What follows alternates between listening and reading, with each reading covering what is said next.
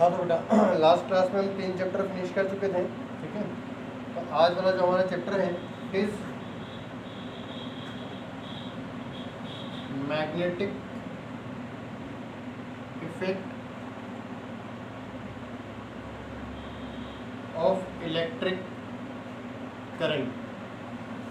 आज जो चैप्टर हमें पढ़ना है बेटा वो है magnetic effect of electric current.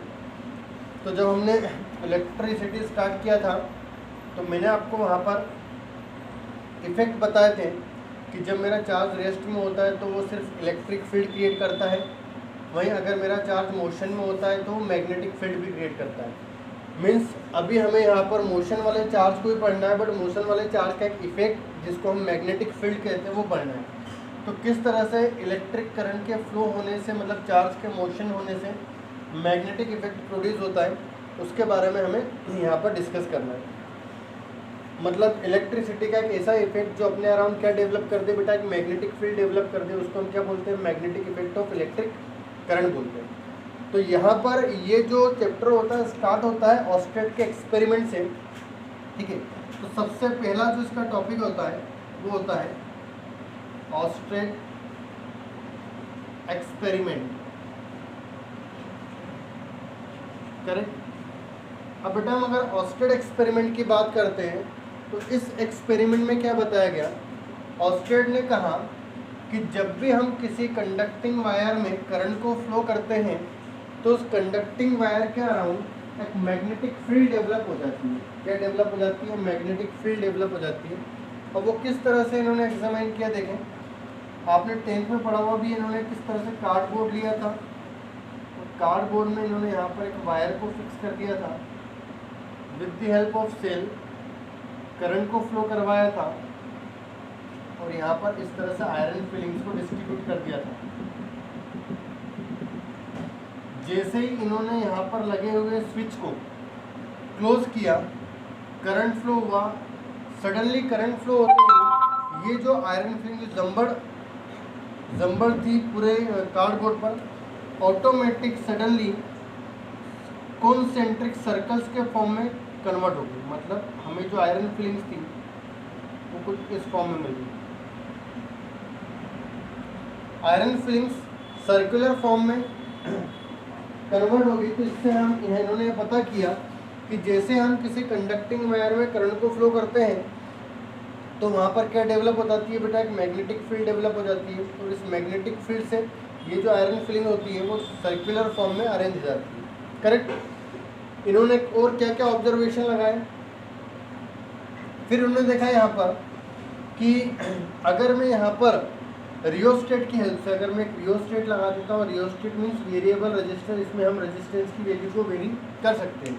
तो बच्चे जब भी रजिस्टर के ऊपर बैठा इस तरह एरो का साइन होता है, तो इसका मतलब ये हुआ कि वहाँ पर जो रजिस्टर है वो वेरिएबल रजिस्टर है, करेक्ट। अब अगर मैं इस रियोस्टेट की हेल्प से यहाँ पर करंट की वैल्यू को वेरी करता हूँ, मतलब करंट की वैल्यू को इंक्रीज या डिक्रीज करता हूँ, तो ये देखा गया करंट की वैल्यू बढ़ाने से यहाँ पर मैग्नेटिक फील्ड का अमाउंट भी बढ़ जाता है, और करंट की वैल्यू को कम करने से मैग्नेटिक फील्ड का अमाउंट भी कम हो जाता है, करेक्ट। तो सबसे पहले ऑब्जर्व किया गया कि जब भी हम किसी कंडक्टिंग वायर में करंट को फ्लो करते हैं तो करंट के फ्लो करने से एक मैग्नेटिक फील्ड डेवलप होती है। सेकंड ऑब्जर्वेशन क्या लगाया गया, सेकंड ऑब्जर्वेशन में ये बोला गया कि अगर मैं करंट की वैल्यू को इंक्रीज करता हूँ तो मैग्नेटिक फील्ड भी इंक्रीज हो जाता है, और अगर करंट की वैल्यू को डिक्रीज करते हैं तो मैग्नेटिक फील्ड का अमाउंट भी डिक्रीज हो जाता है। नेक्स्ट ऑब्जर्वेशन, अगर मैं यहाँ पर करंट की डायरेक्शन को रिवर्स कर देता हूँ तो करंट की डायरेक्शन को रिवर्स करने से मैग्नेटिक फील्ड की डायरेक्शन भी क्या हो जाती है बेटा, रिवर्स हो जाती है, ठीक है। तो सबसे पहले इसका हेडिंग क्या आएगा, ऑस्टेट एक्सपेरिमेंट। ऑस्टेट एक्सपेरिमेंट में सबसे पहले आपको पॉइंट 1 में लिखना है क्या, when electric current flow through the conducting wire, when electric current flow through the conducting wire, magnetic field is developed around the conductor. A magnetic field is developed around the conductor. A magnetic field is developed around the conductor. This effect is called magnetic effect of electric current. This effect is called magnetic effect of electric current. An experiment is called Oersted experiment. An experiment is called Oersted experiment. Second point में amount of magnetic field depends on strength of current. Amount of magnetic field depends on strength of current. अगर मैं strength बढ़ाऊंगा तो current भी बढ़ जाएगा। If we increases the current, strength of magnetic field also increases. Last, on reversing the direction of current, direction of magnetic field also reverse. अगर मैं electric current की डायरेक्शन को रिवर्स कर देता हूँ तो मैग्नेटिक फील्ड की डायरेक्शन भी क्या हो जाती है बेटा, यहाँ पर रिवर्स हो जाती है। इस एक्सपेरिमेंट को हमने क्या बोला बेटा, यहाँ पर ऑस्टेड एक्सपेरिमेंट कहा है। ठीक है, तो ये क्या हो गया बेटा आपका ऑस्टेड एक्सपेरिमेंट। अब ऑस्टेड एक्सपेरिमेंट में हमने देखा कि जब भी हम किसी कंडक्टिंग वायर में करंट को फ्लो करते हैं तो जो करंट होता है उससे एक मैग्नेटिक फील्ड डेवलप हो जाती है। तो ये देखा गया मैग्नेटिक फील्ड जो होती है किस फॉर्म में होती है, तो ये भी हमें पता चल गया कि जो मैग्नेटिक फील्ड होती है वो कॉन्सेंट्रिक सर्कल्स के फॉर्म में होती है। आयरन फिलिंग कॉन्सेंट्रिक सर्कल्स के फॉर्म में हो गई थी।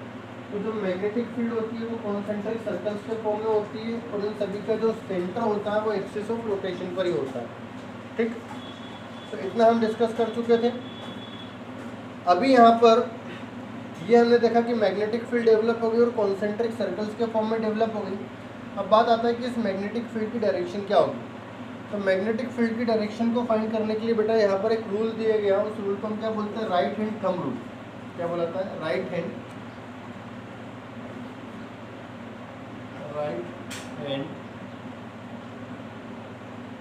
Thumb rule.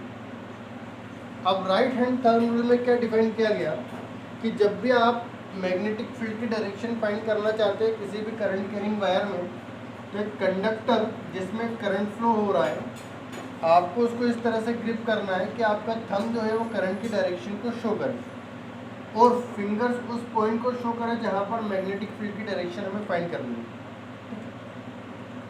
तो जैसे फॉर एग्जांपल सपोज करो कंडक्टर है और करंट ऊपर की डायरेक्शन में फ्लो हो रहा है, तो मैं अपने फिंगर्स को और थंब को परपेंडिकुलर रखूँगा।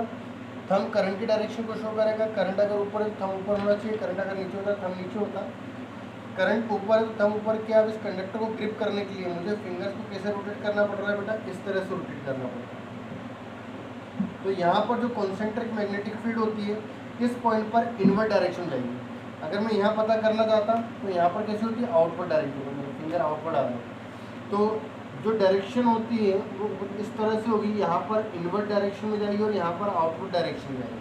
करेक्ट, इनवर्ट डायरेक्शन को हम क्रॉस से रिप्रेजेंट करते हैं और आउटवर्ड डायरेक्शन को हम डॉट से रिप्रेजेंट करते हैं। करेक्ट, तो इसी को हम क्या बोलते हैं बेटा, राइट हैंड थंब रूल। तो with the help of right hand thumb rule we can find the direction of magnetic field around a current carrying conductor. ठीक है, तो अभी हमने देखा कि ऑस्टेड एक्सपेरिमेंट में कि जब भी हम किसी कंडक्टर में करंट को फ्लो करते हैं तो मैग्नेटिक फील्ड डेवलप होती है। फिर हमने राइट हैंड थंब रूल में देखा कि उस मैग्नेटिक फील्ड की डायरेक्शन को हम कैसे फाइंड कर सकते हैं।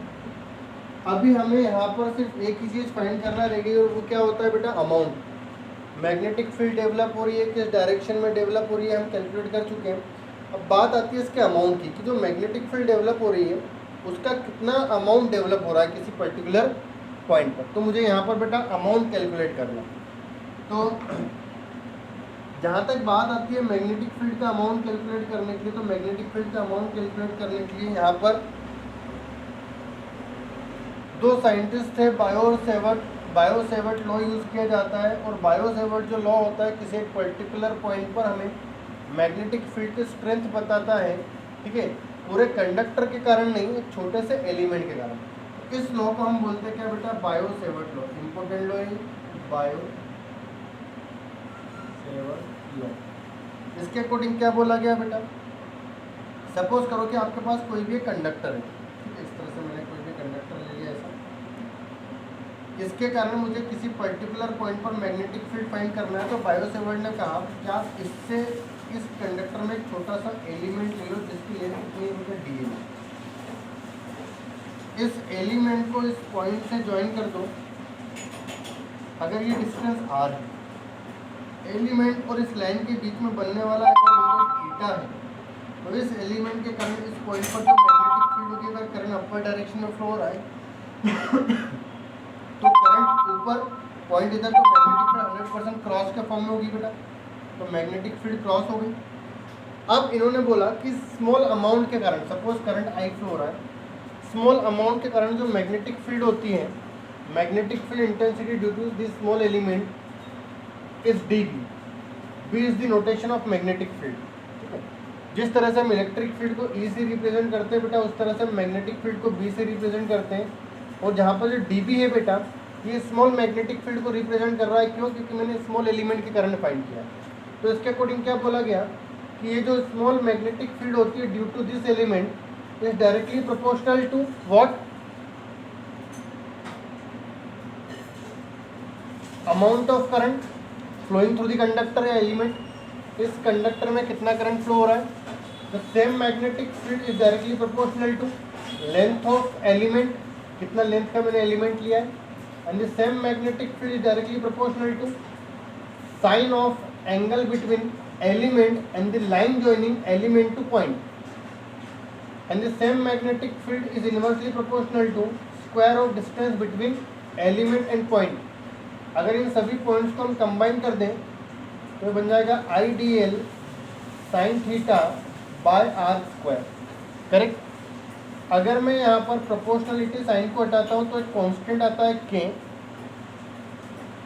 IDL sin theta by R square.